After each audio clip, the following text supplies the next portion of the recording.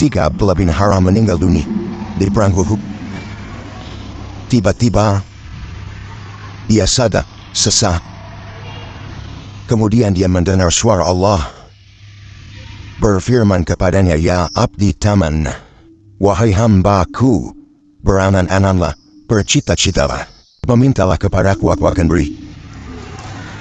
Maka kemudian ayahanda Jabir yang sudah mati kemudian dihidupkan sesaat ini, dia mengatakan, "Ya Rab, inni atamanna an uqtal marratan thaniyan." Ya Rab, aku tidak berkeinginan apapun kecuali kau hidupkan kembali dua kali aku, agar aku bisa mati syahid kedua kali. Tapi Allah mengatakan tidak mungkin orang meninggal hidup lagi. Maka kata Abdullah bin Haram mengatakan, "Kalau demikian, sampaikan kepada orang di belakangku, sampaikan kepada Jabir putraku, sampaikan kepada kaum muslimin bagaimana posisiku di hadapanmu ya Rab." Subhanallah. Akhirnya Abdullah bin Haram meninggal itu. Lah, Abdullah bin Haram ini juga punya kawan namanya Amr bin Jamuh, sama-sama sudah tua. Antum punya kawan, pastikan antum kawan banyak, tapi yang paling akrab itu ada satu dua kawan antum kemana-mana sama dia sedih. Lah, Abdullah bin Haram ini berkawan dengan Amr bin Jamuh, dan subhanallah, perkawanan keduanya luar biasa. Setelah tua keduanya ke masjid berdua, baca Quran berdua, ngaji berdua, ibadah berdua terus seperti itu. Abdullah bin Haram dengan Amr bin Jamuh ini, harusnya begitu ya. Antum nanti kalau sudah tua, cari gebetan antum. Siapa yang bisa diajak ibadah ke masjid berdua? Jadi harus ada lawan nih. Lah rupanya Amr bin Jamuh juga kurang lebih, dia pun mendaftar perang di perang Uhud. Sudah dicegat sama anaknya Mekat juga. Sementara Amr bin Jamuh ini sudah pincang, tidak sanggup berjalan. Dia pincang orang yang tidak bisa berjalan. Maka kata anaknya, "Wahai bapak, wahai abi, Allah memberikan rukhsah kepadamu, kau tidak bisa berjalan. Macam mana mau perang? Lari saja tidak bisa." Tapi dia mengatakan di hadapan Rasul, "Ya Rasulullah, saya ingin meletakkan kedua kakiku di songket. Saya ingin meletakkan kedua kakiku di songket." Dari situ kemudian orang yang kedua yang meninggal di perang Uhud setelah Abdullah bin Haram adalah Amr bin Jamuh. Lah karena keduanya berkawan, maka Nabi SAW mengatakan kepada para sahabat, di antara sekian korban-korban yang mati di perang Uhud itu, kata Nabi SAW, "Abdullah bin Haram dan Amr bin Jamuh kuburkan dalam satu lubang, karena keduanya berkawan karena Allah Subhanahu wa Ta'ala." Oh, luar biasa. Walaupun sudah tua, semangat ibadahnya luar biasa. Kemudian juga kisah yang berikutnya, Handalah ibnu Abi Amir Ghasilul Malaika. Handalah ini adalah sahabat yang dimana dibesarkan malaikat. Handalah ikhwafin muliakan Allah Subhanahu wa Ta'ala. Dia sudah tahu di malam hari mau perang Uhud itu, dia sudah tidak tidur. Kemudian setelah sholat fajar, dia berkeinginan untuk menyusul Rasul dan pasukannya. Tapi istrinya menahannya di rumahnya. Akhirnya namanya suami istri, sebelum pergi mengajak bercumbu. Kemudian dia pun melakukan hubungan intim bersama istrinya setelah subuh. Setelah dia kemudian melakukan hubungan, dia lupa junub karena dia mendengar teriakan pengutus Rasul, "Ya Hairullah hirkabu, wahai kuda-kuda Allah, siapkan kalian, kita akan berangkat ke medan perang." Lupa dia namanya junub, kan? Maka dia pun berangkat ke pasukan. Kemudian setelah masuk dalam perang Uhud, Allah takdirkan Handalah meninggal dan mati syahid. Ketika itu, akan Nabi SAW ditampakkan malaikat yang sedang memandi bersamakan Handalah. Maka Nabi SAW mengatakan, "Saya melihat Handalah Ghasalahul Malaika, telah dimandi besarkan malaikat." Sahabat heran, "Kok bisa Rasul?" Kata Rasul, Tanyakan saja sama istrinya apa yang dilakukan. Maka para sahabat bergegas mendatangi istri dan bertanya, apa yang dilakukan Handolah? Maka istri yang mengatakan, Handolah selepas surat Fajar, dia melakukan hubungan bersamaku karena ingat, Handolah itu baru menikah masalahnya. Malam hari itu dia menikah. Ya, sehingga waktu untuk berjumpa dengan istrinya itu tidak ada. Jadi keesokan harinya sebelum dia berangkat, maka dia pun melakukan hubungan sekali itulah. Dia melakukan hubungan bersama istrinya karena pengantin baru. Maka luar biasa ikhwan, sebagai ikram dari Allah Subhanahu wa Ta'ala, maka Allah mengutus malaikat untuk memandi besarkan Handolah. Karena dia lebih mementingkan perang dibandingkan berenak-enak dengan istri yang dicintai pertama kali dia menikah. Kalau antum yang menikah, malam hari menikah, kemudian besoknya antum disuruh sama kantor untuk mengerjakan masuk kamu ya, ini ada yang gak masuk. Kira-kira nih antum milik istri atau kantor lo? Istilah Ustaz, itu baru kantor do. Ini bukan jihad ya, baru dunia tuh. Tapi lihat Handolah luar biasa. Kemudian yang selanjutnya Abdullah bin Jahas. Abdullah bin Jahas adalah salah satu sahabat juga yang gugur di perang Uhud. Dia berdoa sebelum berangkat ke perang Uhud, doanya begini, Allahumma aqsim alaika an alqal aduwa radan fayaktulunani summa yabkulu batni. Kemudian wa yahdau anfi summa tas'aluni fi madarik fa'akulu fi. Dia berdoa sebelum perang ini, ya Allah, aku bersumpah kepadamu agar kau perjumpakan aku dengan musuhku besok. Kemudian mereka membunuhku, kemudian mensabik-sabik perutku, kemudian memotong hidungku. Kemudian engkau bertanya, kenapa seperti itu? Maka aku katakan, fiik untukmu ya Rab, fiik untukmu ya Rab. Dan akhirnya dia pun dibunuh oleh Abul Hakam Ibn Akhnas Ibn Sharif al-Thaqafi.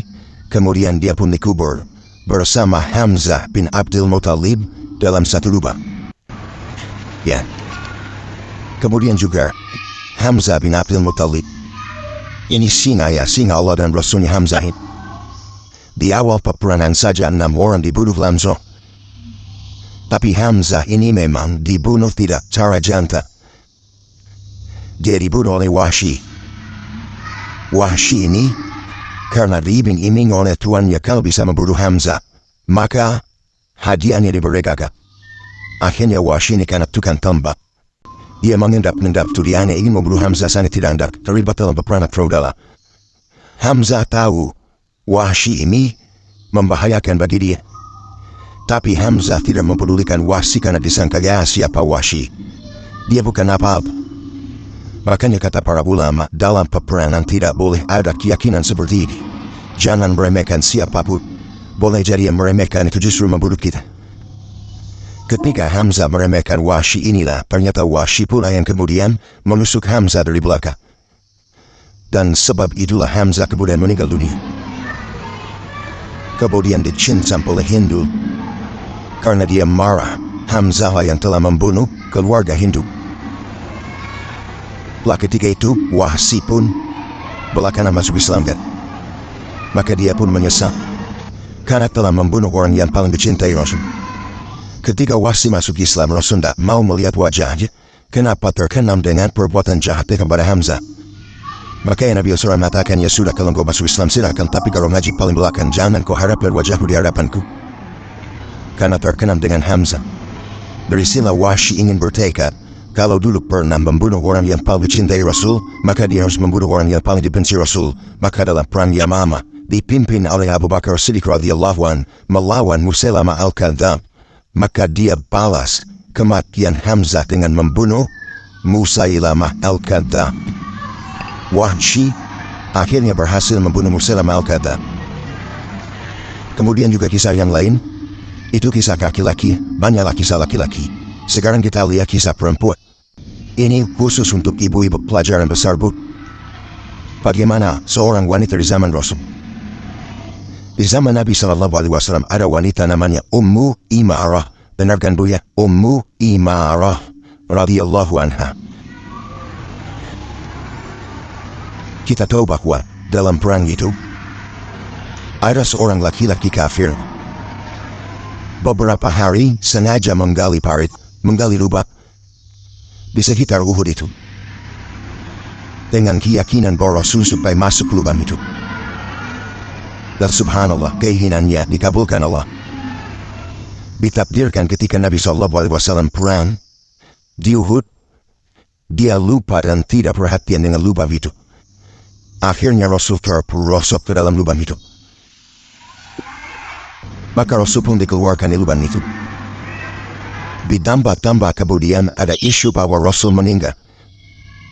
Maka sahabat tunggang langgang, ketika itu Nabi SAW hanya dilindungi oleh 7 Ansar dan 2 Muhajirin. Talha dan Sa'd bin Abi Waqqas lebihnya orang-orang Ansar. Sementara Rasul dikepung oleh orang-orang Quraisy. Maka Ummu Imarah ketika itu wanita satu-satunya kebetulan berada di tengah-tengah peperangan. Melihat dia ke kanan Nabi SAW dikepung, maka dia melihat ada orang musyrik yang hendak memukul Rasul dari belakang dengan pedangnya. Dia lari. Setelah lari, kemudian dia langsung melesat dan membelakangi Nabi SAW dan punggungnya menjadi benteng bagi tubuh Rasul. Bayangkan, Ummu Imarah badannya, punggungnya dijadikan tameng. Ketika seorang musyrik mengayunkan pedangnya, Anda bisa bayangkan kalau pedang mengenai badan Anda, para capik-capik itu. Ummu Imarah. Tapi subhanallah, Ummu Imarah tidak meninggal dunia. Dia masih tetap hidup 20 tahun setelah perang Uhud. Cuman dia pingsan saja. Tapi habis belakangnya ditebas-tebas pesonnya. Sehingga Nabi SAW mengatakan, "Ya Umma Imarati, Allah tak yakin, wahai Umma Imarah, kau tidak akan kuat. Kau tidak akan kuat." Tapi dia mengatakan, "Aku kuat Rasul, aku kuat." Utek, summa utek, aku kuat wahai Rasul, aku kuat wahai Rasul. Walaki uridu murafaqaka fil jannah. Rasul, biar mahaku seperti ini. Aku hanya satu, tolong jadikan aku temanmu di sorga.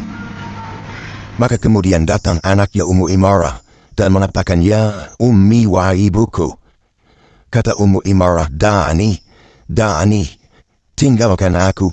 Idhhab ila Rasulillah SAW, fa innahu awla bil inqadi minni. Karena Nabi SAW lebih berhak untuk engkau tolong daripada aku.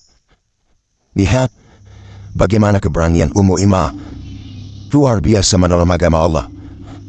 Menolong agama Allah padahal berat sekali tanpa mandi. Tapi kalau untuk agama Allah tidak berat bagi diri. Bagi Anda ibu-ibu yang melaksanakan sunnah Nabi SAW, berusaha untuk memakai jilbab, menutup aurat, berbuat baik kepada suaminya, senantiasa beribadah di rumahnya, apa yang tidak kuat bagi Anda? Lihat Ummu Imarah, nyawa dia taruhkan. Bahkan ada Ummu Sa'ad.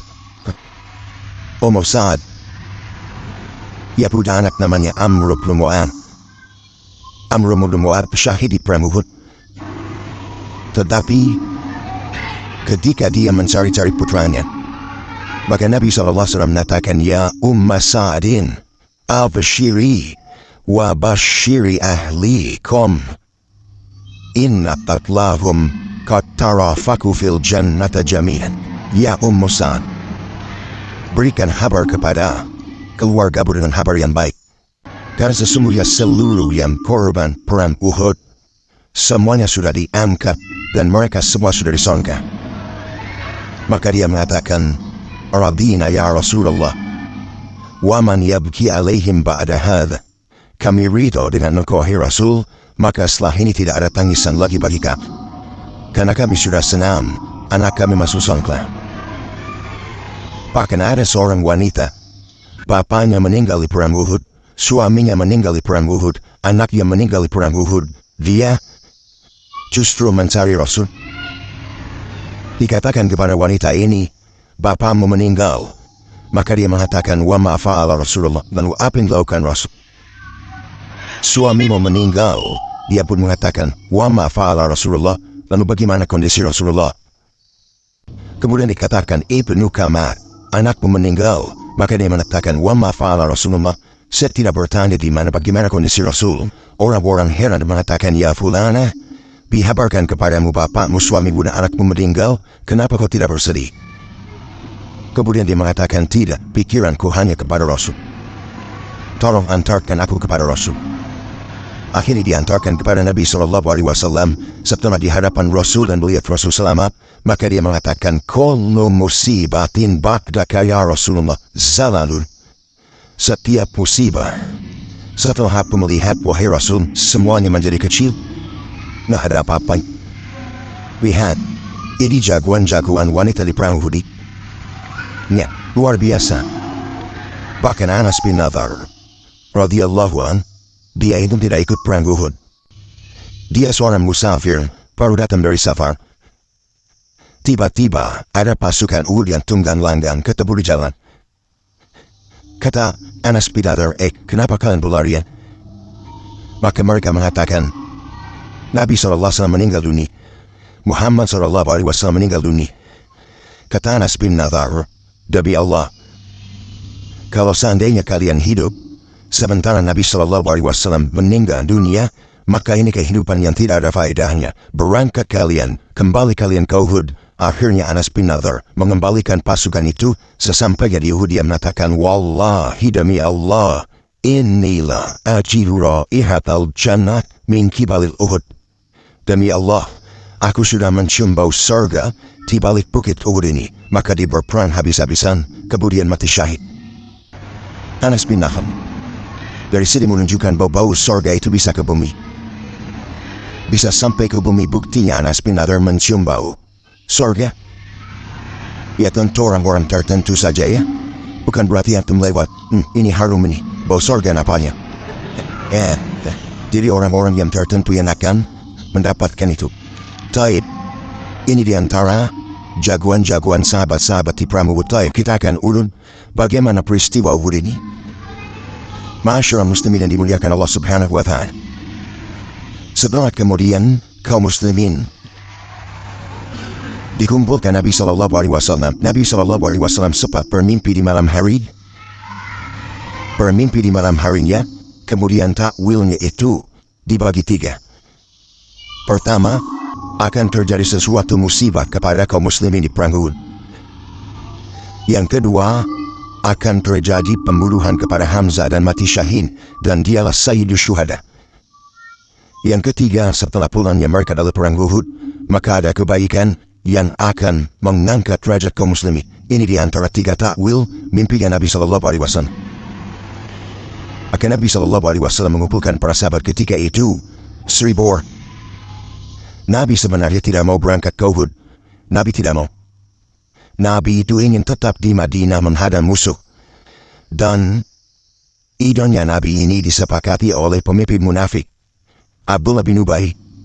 Tapi bukan berarti kesepakatan Abdullah bin Ubay dengan Rasul karena rasa cinta Abdullah kepada Rasul, tidak. Dia seorang munafik. Dia memang setuju dengan pendapat Rasul biar tidak ikut perang, biar bisa sembunyi di rumahnya, maksudnya. Pelarang munafik. Tapi banyak anak-anak muda yang tidak ikut perang Badar. Ningompori, biasa anak muda tukang kumpul. Datang kepada Rasul, kami sudah tidak ikut perang Badar. Masa kami akan tinggal di sini keluar kita? Dan rupanya, pendapat ini dikuatkan Hamzah. Melihat Hamzah mengikut anak-anak muda, tergerak Rasul untuk keluar juga akhirnya, padahal di awal dia tidak mau keluar, dan itu pendapat Rasul. Akhirnya Rasul pulang. Masuk ke rumahnya, dia mandi, sholat, setelah itu memakai dandanan perang, baju besi, tombak, pedang, perisai, tutup kepala, kemudian keluar. Rupanya ikhwan, setelah dia keluar, Ada seorang sahabat, dua orang sahabat dari Ansar menemui Nabi Shallallahu Alaihi Wasallam dan mengatakan, "Ya Rasulullah, namanya Sa'd bin Mu'adh dan Usaid bin Hudain." Jadi Sa'd bin Mu'adh adalah pemimpin Aus dan juga Khazraj. Kemudian Usaid bin Hudair ma'ruf datang kepada Rasul dan mengatakan, "Ya Rasul, sebaiknya kau jangan terpengaruh dengan anak-anak kuda. Kami orang Madinah lebih paham pada sisi. Tapi terserah anda kalau mau kita keluar." Nabi SAW mengatakan, "Marakana lin Nabi idha labi salut matahu an yalba'aha hatta yakdi Allah Ta'ala amran kana maf'ula."